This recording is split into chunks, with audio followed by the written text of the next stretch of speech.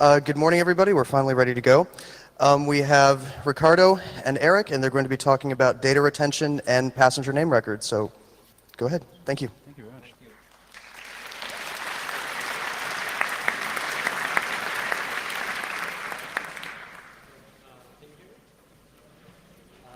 I can hear myself. What's the microphone? Louder? Microphone. Will I turn this on?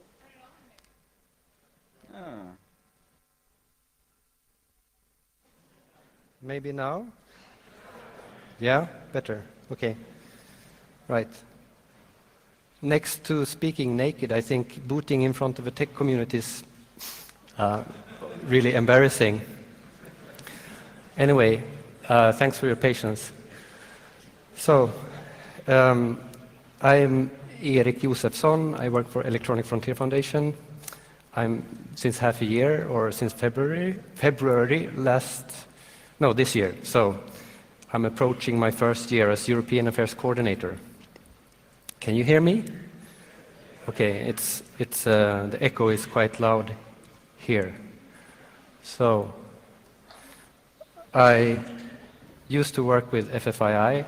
I still work in some projects together with FFII on IPRID 2, for example, but my main experience and maybe contribution was the Software Patents Directive that was killed 2 years ago. Now, there are really, really many other things happening in Brussels than just software patents. And one of the things that I've been a bit involved in was the Data Retention Directive. And now, since a couple of weeks, I'm also trying to follow a new proposal to save PNR records, personal name records. I'm calling this the Brussels workshop because I hope there will be some questions at the end. I'm not a technical specialist. I'm also not really completely up to speed on the whole package of this PNR proposal. But I have a small quote here from some anonymous Eurocrat, or that's the kind of the thing that you sometimes hear as a joke, that first we decide, and then we vote, and finally we discuss. And I think maybe this is not a joke, and therefore this is really serious. I think that the initiatives that comes from Brussels have not been, they don't originate in the, at least not in the way I think political initiatives should originate. I'm Swedish, so at least I think we have a political system that starts with a common understanding that something is wrong, and then you have a proposal, and then that enters into the political system and finally becomes law. But some things in current policy making is not going that path, and we have a completely different path. So, just as an example, the Data Retention Directive. This is a quote from a speech by Alexander Alvaro. He's a German MEP. He's from the Liberal group, and he was the rapporteur for this directive. And this is a quote from a hearing the Greens arranged in the European Parliament. It was just 1 week before the vote of the European Parliament in December 2005. So he said, there is no impact assessment on what technical impact this will have. How much will this affect IP industry in general? We don't know. How much will it affect the interior market? We don't know. How much influence will it have on labor markets? We don't know. What will it cost to SMEs? We don't know. The rapporteur, Alvaro, he withdrew his name from the report a week later when this directive was passed in the European Parliament. The way it was passed was described by some parliamentarians like basically that the European Parliament had been raped. There was backstabbing, and deals that were not transparent, and the whole process was really, really rushed. So the day after the vote, one of the MEPs that I had contact with that were against the Data Retention Directive asked the Commission if the Commission's extended impact assessment, if that was carried out in accordance with the Commission's own impact assessment guidelines. So the question is whether each proposal should, of course, have an impact assessment, that you identify the problem and that you talk about the possible solutions and which solutions will impact what sectors of the society and if it will be efficient, etc. And the Commission actually has guidelines for how these impact assessments should be done, so that there's some kind of standard. And this MEP, she's Swedish, Charlotte Cederschiöld from EPP, the Conservative Group, asked whether they had done it according to their own rules. And the Commission answered, yes, of course. Everything has been elaborated in conformity with the guidelines on impact assessments. Yet the rapporteur had said that we don't know 4 times before the vote. So,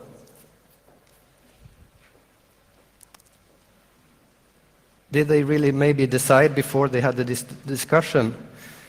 It seems so, because this is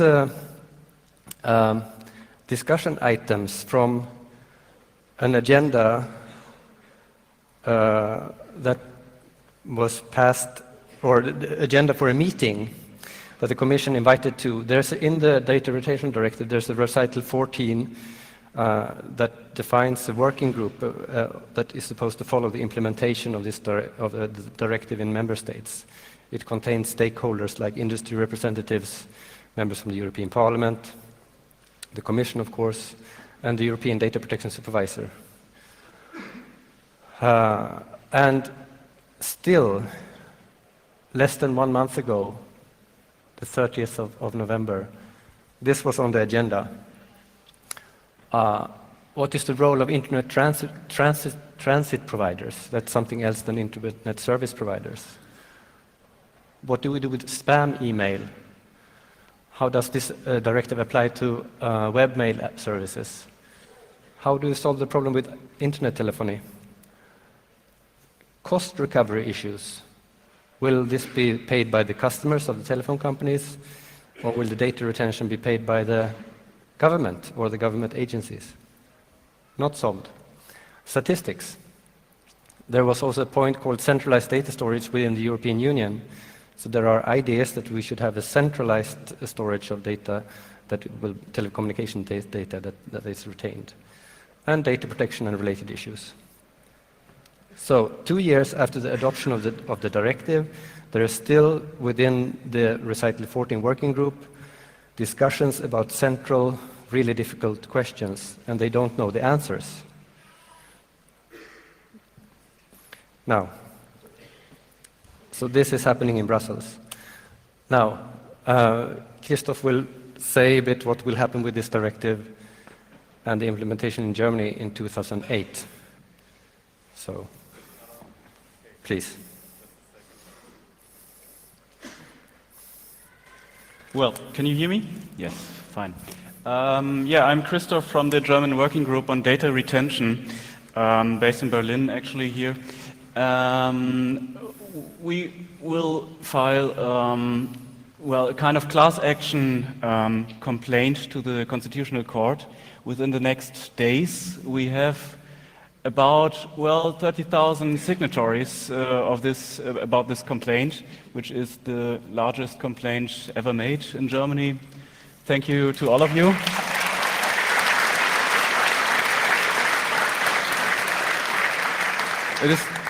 It is really a very cool project. It has never been done before.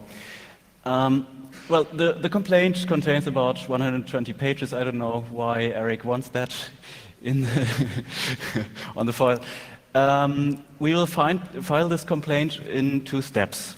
Within the next days, we will file the complaint in the name of 4 people, which will be Patrick Breyer, Dr. Patrick Breyer, the founder of the AK Vorrat, Professor Gusi, Meinert Starostik, as far as I know, and Professor Rolf Gössner.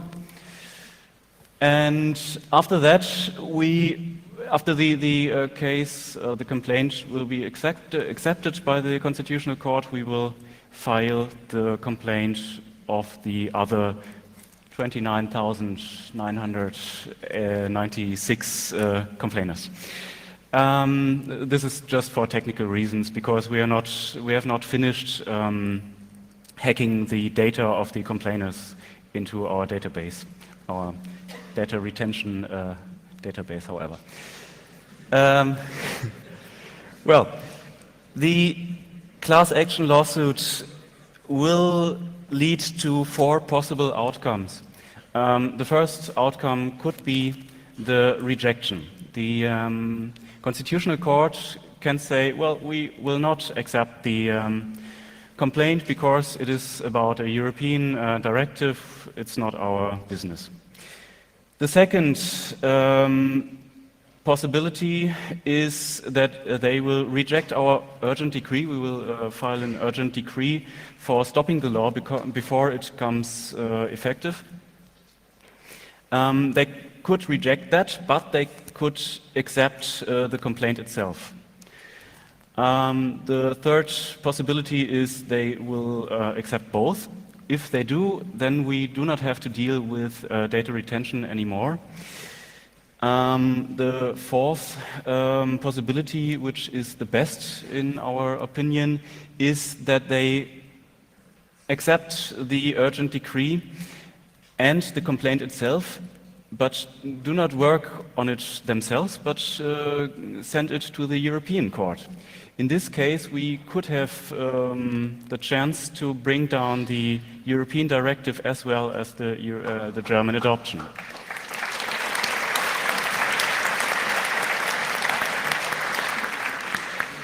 Well, okay, that's for the constitutional complaint, but I just want to take 3 or 4 notes about our recent work or the future work. Here at the Congress, we will hold 2 more workshops. The first is today at 18:30. Resistance isn't futile. We will talk about building up a civil society movement in Germany. The second workshop is on Sunday, 12:45, about building an international civil society. So I would kindly request all representatives of European and international NGOs, civil society movements, activists, to join that workshop, to get together and talk about strategies. Due to the constitutional complaint, we plan to hold a press conference on Saturday, which is tomorrow, just for information, if any press is here. We will make a demonstration in Hamburg on December the 31st. Please join the demonstration if you are from Hamburg. We will make a demonstration on January the 6th in Munich. Please join the demonstration in Munich if you are from Bavaria. But then there's one very important step. We will do a kind of strategy congress during February the 8th to February the 10th. It's a weekend in Kassel in Germany. We will invite every NGO and civil society activists, groups and movements to join the Congress to talk about strategies, building, well, a kind of civil society movement, a larger civil society movement than we have already, and building strategies of getting into stakeholders groups, force the lobbying on the European level and the national levels, and, well, get better connected in the civil society. And of course, another interesting goal will be the next large demonstration, well, throughout the year. I don't know, we have no concrete date on that. But I hope to see here in Germany about 50,000, 100,000 people. What about you? It depends on you. We need more help. We need activists and volunteers. There's a lot of work to do, a lot of interesting projects, but we lack of people. So please spare some hours of your time and join us. We have an informational desk at level B under the Big Schäuble is watching you banner next to the FFII desk. Please come to our desk and talk to us. We have a lot of things to do, and we are very appreciated to hear about your ideas for campaigning. You can also ring us up through our DECT. It is 2584. That is the DECT of our desk. We are there for your requests. Thank you very much.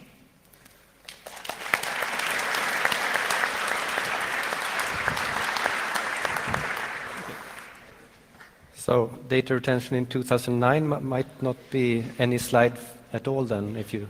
Yeah, you can cross it. Yeah. So I would suspect that...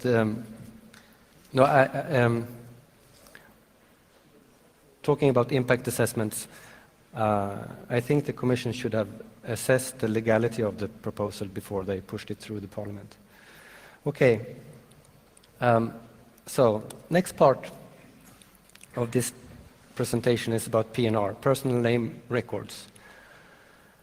It's just 1 month old, this proposal from the Commission to use passenger name records for law enforcement purposes. This is a proposal that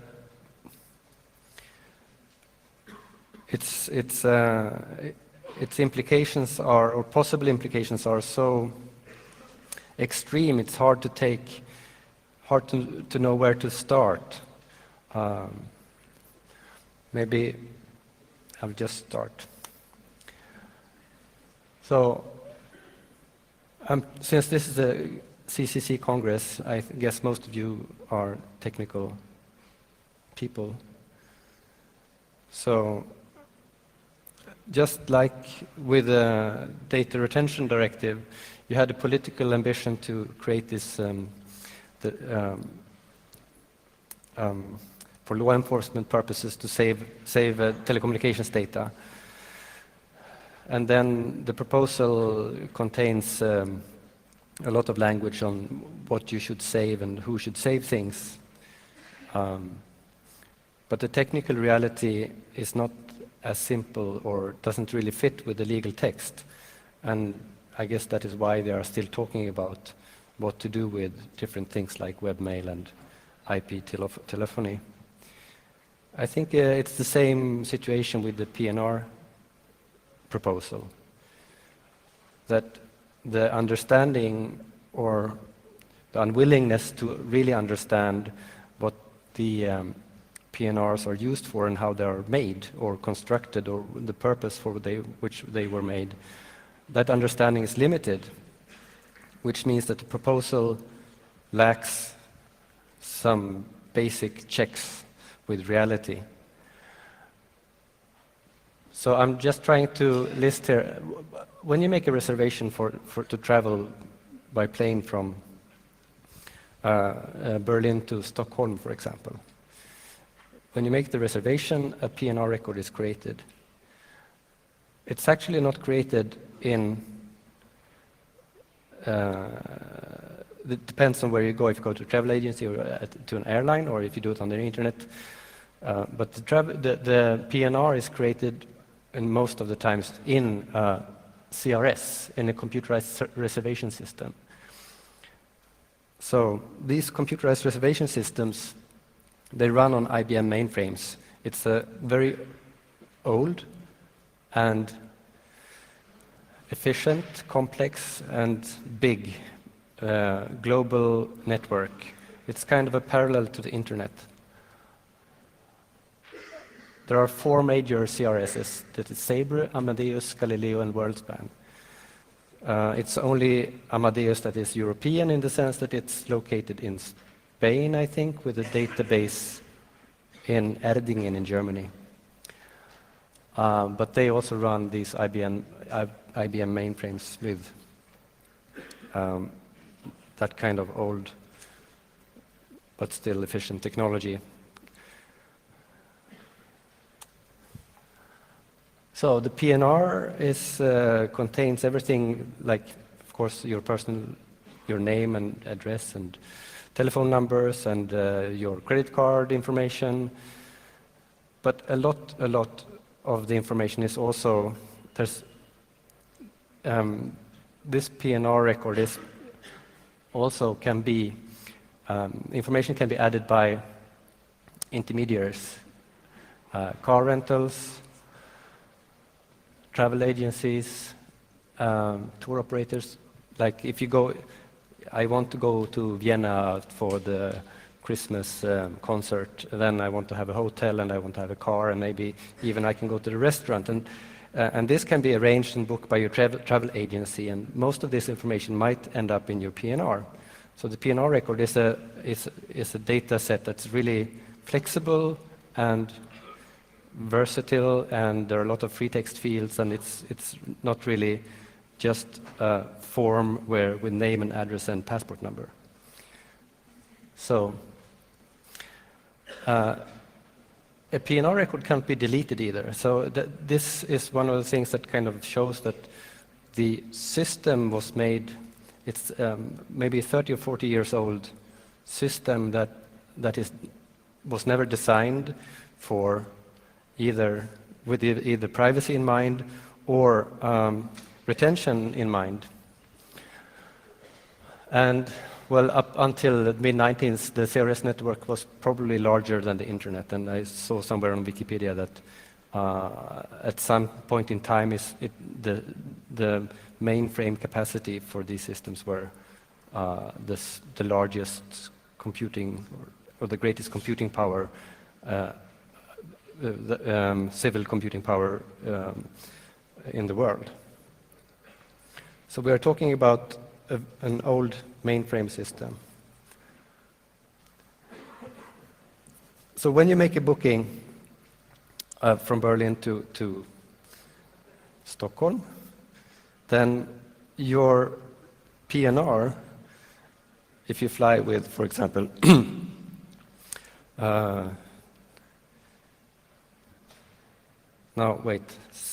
SAS, Swedish Airlines, Scandinavian Airlines they're not using Sabre, but some other company like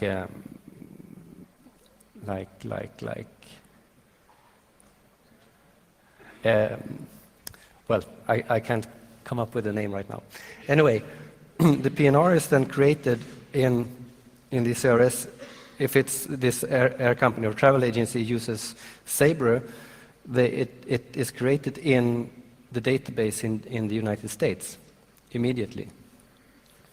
And that means that the travel agency or the airline has transferred personal data to a country with no data protection legislation in place. And what the Sabre does with this information, it's impossible to know. They can store it forever if they like, and they probably do. Anyway, in this PNR proposal from Platini, there is supposed to be set up in each member state a passenger information unit, and state agency that will have as its purpose and task to collect all the travel bookings that the airlines and travel agencies make in the country. So they will basically, to be able to do that, they will probably do like they already DHS does, the Department of Homeland Security. They will probably have root access to each of the airlines partitioned in the CRS. And this is one of the main reasons for conflict or argument when it comes to the PNR agreement between the European Union and the United States recently, that we don't know where our data goes, and still European companies are supposed to follow European privacy legislation. and not even the airlines in Europe can know what happens with their PNR record, because the system is so complex, and it also a PNR record created by one airline can be copied over to another that uses one CRS, can be copied over to another CRS system. So you will probably end up with having a copy of your travel in a US-based CRS anyway. So I've been working a bit with Edward Hasbrook on this project on PNR, and he has asked for his personal name records from the Department of Homeland Security in the United States, and the records he gets from the US contains information about flights between European cities that are not connected at all to the reservation that is related to the trip in the from the United States.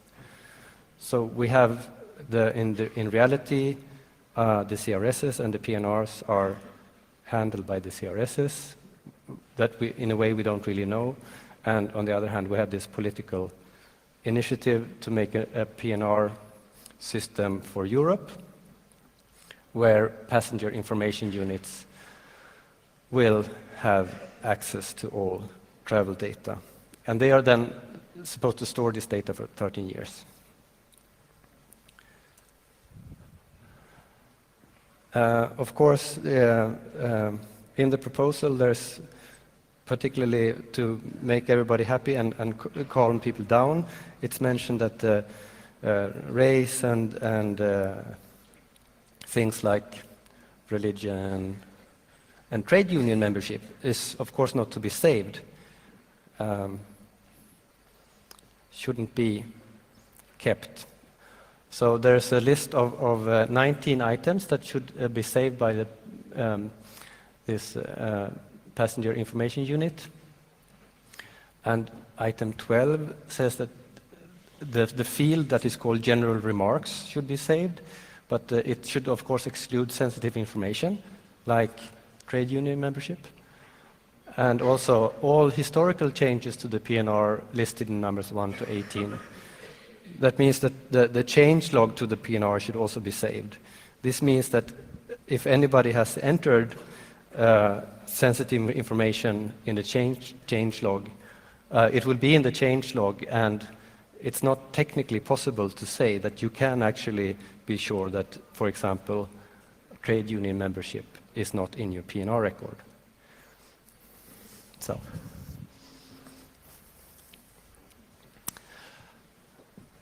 All in all, just before Christmas, the European Data Protection Supervisor, Peter Hastings, came with an opinion about the PNR proposal, and it's 112 points or something, and it's the critique is huge. It contains so many errors, so I just choose one of them, connecting back to the impact assessment argument that if you build upon different databases without a global view on the concrete results and shortcomings, that is contrary to rational legislative policy in which new instruments must not be adopted before those existing have been fully implemented and proved to be insufficient. This is a part of what I would say the preparation of legislative proposal. He says it hasn't been done properly. And it might otherwise lead to a move towards a total surveillance society. So this is the data protection supervisor, European data protection supervisor, really criticizing a proposal from the Commission. So what can we do with the proposal on the political level? The European Parliament will have an opinion on this proposal, and the rapporteurs, or the responsible rapporteur, will be Sophie in 't Veld from the Liberal group. ALDE, she is from the Netherlands, and the LIBE is the Civil Liberties Committee. In the Foreign Affairs Committee, which is a shadow committee, they will have an opinion on this proposal, and the rapporteur is Jan Wiersma. He's also from the Netherlands. and he is from the Socialist Group. And in the Transport Committee, it's Eva Lichtenberger from Austria. She's a European parliamentarian from the Greens. Now, this is a third pillar proposal, so these are only opinions. But I would say that there is a possibility that the European Parliament will be quite explicit in its opinions, since it actually doesn't have any power. So it can be bold about stating things like human rights and things like that.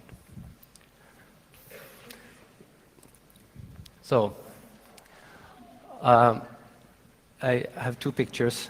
This is one of Richelieu. He said, give me 6 lines written by the most honorable of men, and I will find an excuse in them to hang him. And I just wonder when you have this critique from Hastings, the European Data Protection Supervisor, saying that this he mentions a total surveillance society. I wonder what Popper would have said. Actually, I think Popper would have said, as he did in his book, The Open Society and Its Enemies, how can we so organize political institutions that bad or incompetent rulers can be prevented from doing too much damage? So I would say that we really have to use the political institutions, or try to talk to our politicians to make sure that this proposal doesn't make too much damage. And this is a picture I just found on the internet. Homeland Security Europe. We're succeeding together, and the picture is on Flatini. Right. Then I just have a proposal for you since maybe many of you are working with the DRM issues and looking at it on a technical level. There are proposals to talk about not only digital rights management, but also personal rights management, PRM. And what is actually happening right now in the United States, this is from Edward Hasbrook's blog a couple of days ago, that from mid-February, the CRS systems, these booking systems, are being rebuilt, reprogrammed in a way that when you fly to the United States, just before you board, you will have an individualized permission from DHS to enter. This is basically changing the principle of that you're free to travel to that you must have a permission to travel. And this will then be implemented in the systems themselves. So Lessig's talk about code is law is very apt in this respect.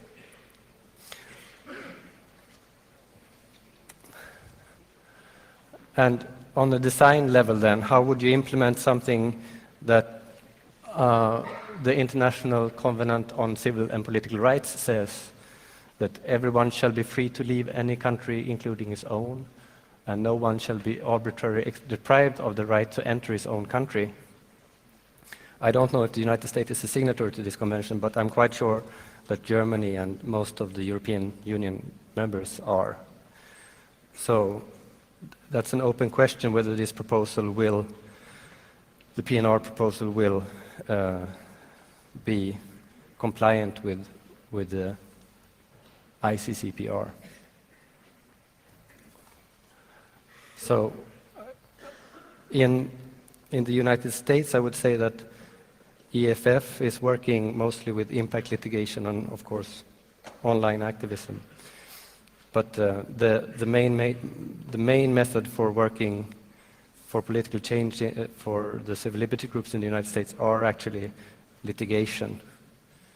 So, like for example, EFF is suing AT&T at the moment for handing over customer data to the US government without a warrant. And EFF in Europe, what I hope we can do is impact education. And I would urge the tech community here to look at the technical realities of the CRSs and how the PNR system, PNRs where they are saved, how they are exchanged, what the technical reality looks like, so that we can have an informed discussion about what this proposal really means.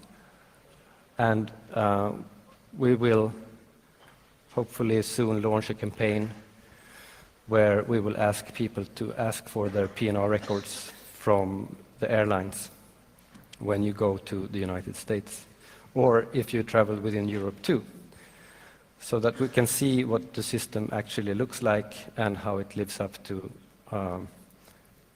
the privacy legislation we have in Europe, and maybe also the human rights we should follow. So, thank you very much.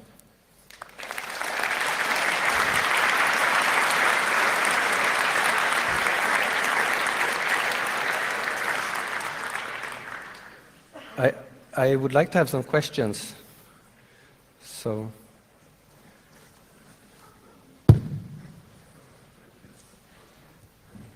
Hi. Hi.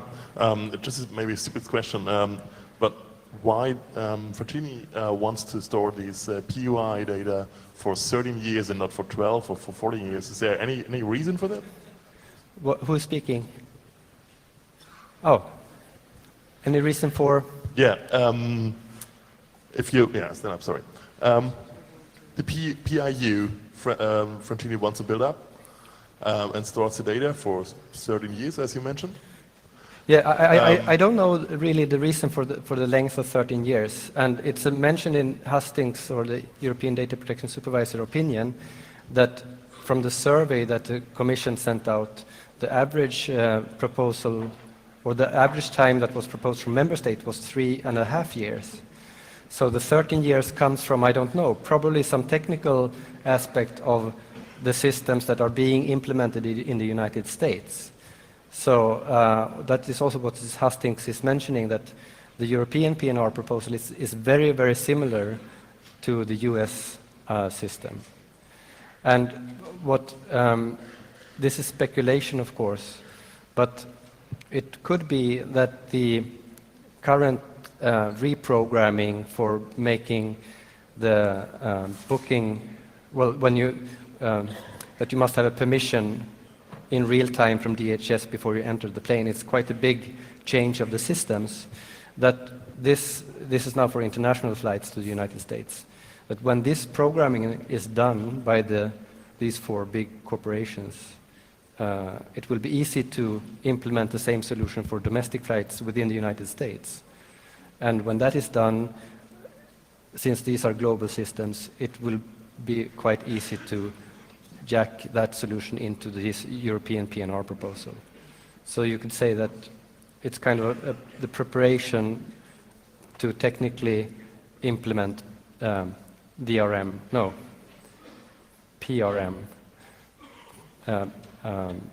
personal rights or travel rights management on a very fundamental technical level. It's also interesting that some countries propose that it should not only be air travel, but also boat and train tickets should also be stored for 13 years. And the reason why it's not included in the proposal is because the technique is not there yet. It's not for any other particular reason. So.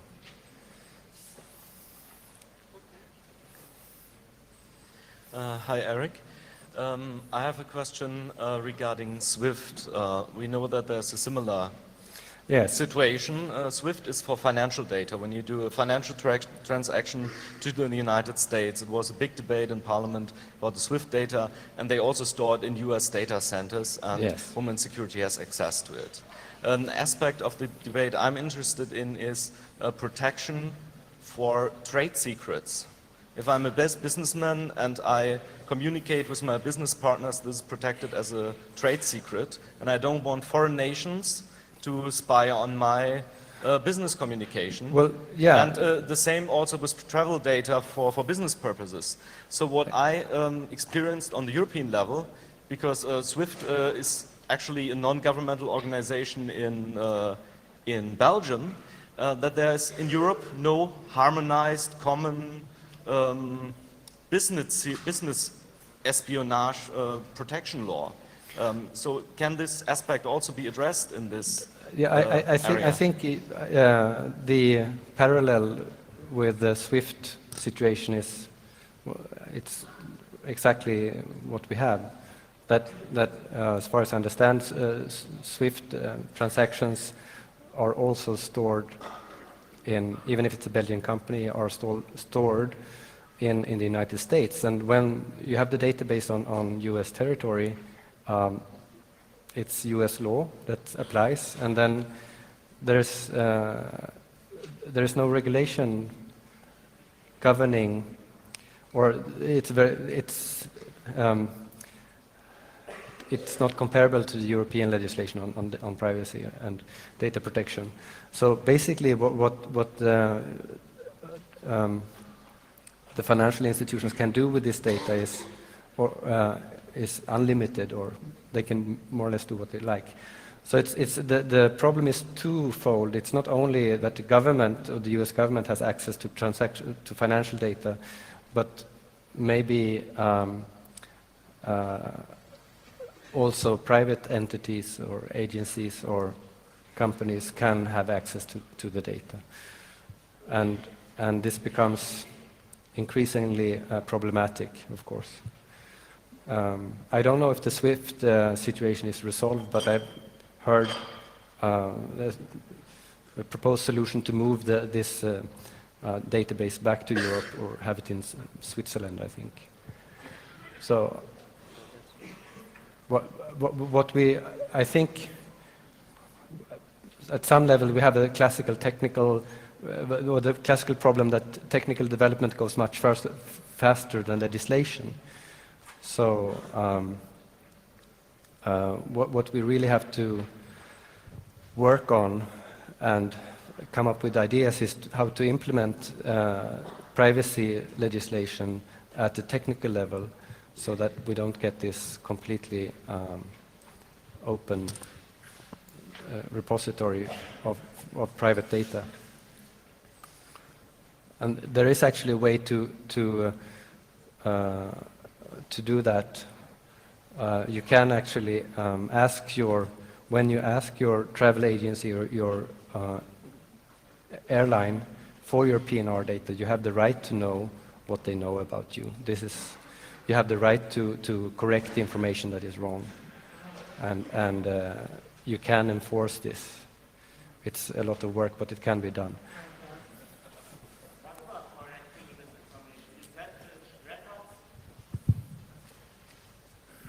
What about correcting this information? You said the record can't be deleted, and as in the proposal, this number 19 was a log of all changes should be part of the record. So if someone enters wrong information about me, and I request, please correct this, maybe they will correct it, but the wrong information still is in the log. Yes. That's a very good question, and I think the design of the CRSs they didn't think of that when they made them 40 years ago. So that is the fundamental problems like that must be addressed, and maybe you have to rebuild complete systems, and this will be really, really expensive. And the longer we wait for that, the more expensive it will get.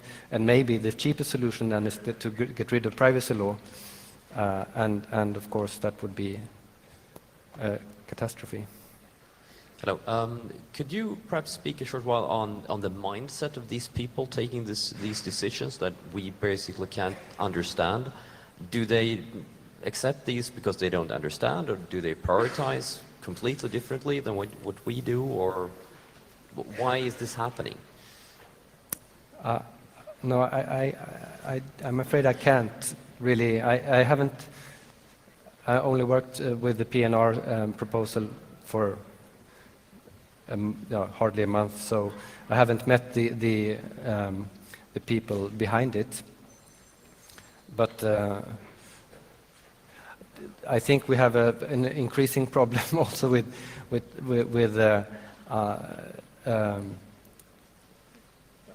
what you could actually call the surveillance industry, or well, companies that are providing services that are in the border between law enforcement and private companies. So, no, I can't really answer that question, no. If you comment on that. Well, interestingly, it is all this surveillance laws are always brought on the road by well, coalitions of social democrats and Christian democrats. Maybe you all voted for the wrong parties, I don't know. I have a question. It seems to me that all this harmonizing of European law is always this opportunity for these evil forces to sort of seize power. And I want to know if there is any work being done in a proactive way. Is there something that we can do, or that the EFF can do to for human rights or things like that? The only proactive work I know, but it's not in this field, is the access to knowledge movement that kind of decided to set the agenda for WIPO. In this field, I don't know. I think unfortunately we are just reacting to the bad things that come out of Brussels, and it's like you have to put out fires, and we are not that many, so when you try, that's what you spend your time on. But it's also the upside, or you could say, I would say, like, for example, IPRED 2, the Intellectual Property Enforcement Directive that introduces criminal sanctions at the European level. It has now kind of, we don't know exactly where it is in the process, but it has been slowed down, and it's not I don't think it has even left the European Parliament yet in a formal way, and it should, if the fast track that was planned for this directive would have been followed, it would have been passed in December already, 1 year ago, but it was delayed first by the rapporteur, and then further delayed, and now not even the result of the first reading in the European Parliament has been consolidated. And this is thanks to groups like BEUC, European Consumer Organization, and EBLIDA, a libraries organization, a couple of individuals that tried to take the effort to read all this stuff, all the papers, and get to know a bit about the process and how amendments are made and how they are tabled and voted and things like that. So it's not impossible to stop. I would that the political system we have is still open for influence. So if we use it, we can still do things. Hi. I was just wondering if you could make some short comments on the new Lisbon Treaty. Is there something in there that we should be watching out for? You mean the reform treaty? Right. I don't think I can. What I know, it's not that different from what was rejected by France and Netherlands, and I've been following some mailing lists where some people have talked about the possibility for national parliaments to have more influence, and this referendum principle that you have 1 million signatures or something. But it seems that they are not really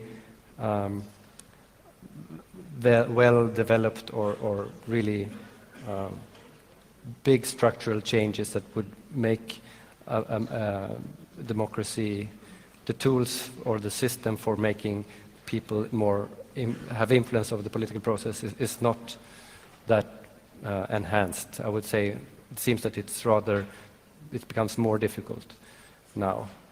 And it's very simple things like voting rules, for example. So in the European Parliament, in the second reading, I think the previous treaty said the Parliament only needed single majority. And then it was changed to absolute majority, which means that it becomes really, really difficult to reject a directive. And voting balances like that is like making things difficult or hard. I think it's not opening up for a more participatory democracy. I don't think so.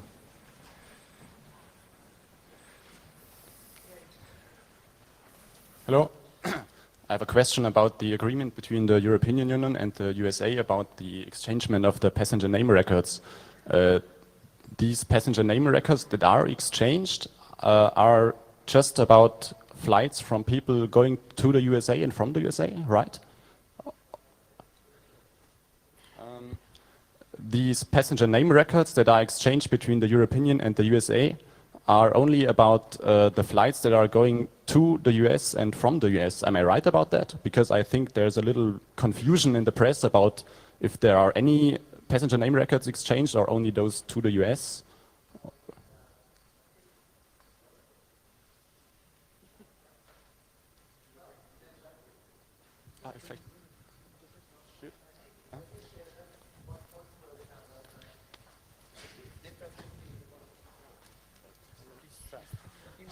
So there's difference between what the politicians think they can do with legislation.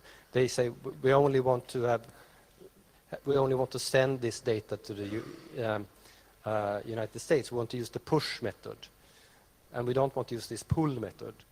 And that's just technically impossible, or really, really hard. You have to rebuild the whole system to have a push system. So the simple solution is just to give DHS root access to your partition in the CRS, and that means that you have Department of Homeland Security basically has real-time access and can look at any flight for any European from Helsinki to Paris or from Rome to Prague. It doesn't really matter. Okay, so my passenger name record appears, I can be sure that my passenger name record appears in the US database even when I fly from Munich to Berlin or something. I can expect that. I think you could expect that, yes. I mean, if you just look at you have to look at the technical, how does the system work? And we have so far very little understanding of how it really works. So how to understand it is to kind of get the data dumps and to decode or to reconstruct how they were made. So if you ask one airline for your PNR record, you will probably only get what that airline knows, or what is in that partition. But the PNR record can be larger because other players can have been using the PNR record and they have access to it in another way. And I don't really know how that works. And within the travel industry, this is difficult to find out because it's internal education and trade secrets, whatever. So that's why I urge the tech community to debug and to look into these systems to see how they work. Because then we can have an informed discussion about what policy can do and not do, and the risks with institutionalizing or these passenger information units. That will be some kind of departments, I don't know, what they really can do. And yeah. Okay. A few minutes ago you said some comment that it might be cheaper to get rid of privacy at all. And I have a question, maybe more like an idea, that we need privacy just because there is the principle that every real human has only one identity. What if besides getting rid of privacy, if we also get rid of that principle and allow anybody to have as many identities as he can, then we don't need privacy anymore. What do you think about such solution?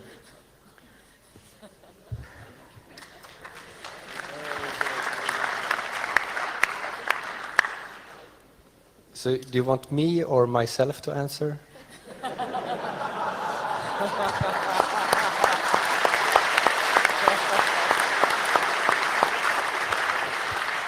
No, I think it's really important to have fundamental discussions like that. I'm still fighting with understanding what the digital representation of my life really means to me, who I am here in the real world, and if I am in the whatever, on the other side of the screen. So indeed, there are deep philosophical problems that I don't think we have fully understood in such a way that we can express them in legislation in any simple way. And probably we are messing around with things when we do that we don't really understand yet. But I still think that the human rights principles, the charters we have are pretty stable, and if it ain't broke, don't fix it. No, don't. Anyway, I think they are still principles you should base your designs on. And I think to be one person is at the core of that design. But I think to have the new ideas to talk about them is really important, but maybe not in the current political problem with the PNR proposal, because it's concretely a text that's is doing things. It will be law if we don't change it or stop it.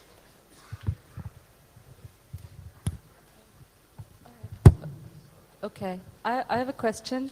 I requested my travel records from the Department of Homeland Security, and I got my records, and I couldn't help but notice that the records did include my travel from Berlin to Prague last year after this Congress, and and I also noticed in the other people's records who requested records at the same time that the records also included land border crossings out of the U.S. And so my question is, do you believe that land border crossing information is also being exchanged or potentially being exchanged along with PNR records?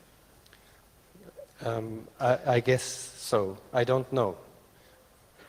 But I don't see currently any checks and balances in any of these systems, either on the private side or on the government side. I don't see strong political movement except for Christoph. For privacy protection and that transforms into legislation, you only see bad things happening, bad proposals coming, and they are being passed. That's the trend. And I don't see any strong counter forces. So I guess it's safe to assume the worst things are happening. I would also add that my records also included information about my race, which I understand to be illegal in the collection of records too. Yeah, I don't know how exactly all the free text data fields you can enter. Maybe you can enter race there too.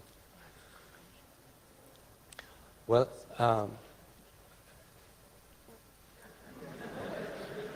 this means the last question has 5 seconds to... Okay, thank you very much, and study and do what you can. Write an email to the person you voted on. That's also always a first start if you don't want to get organized. So, yeah, voll Dampf voraus, no.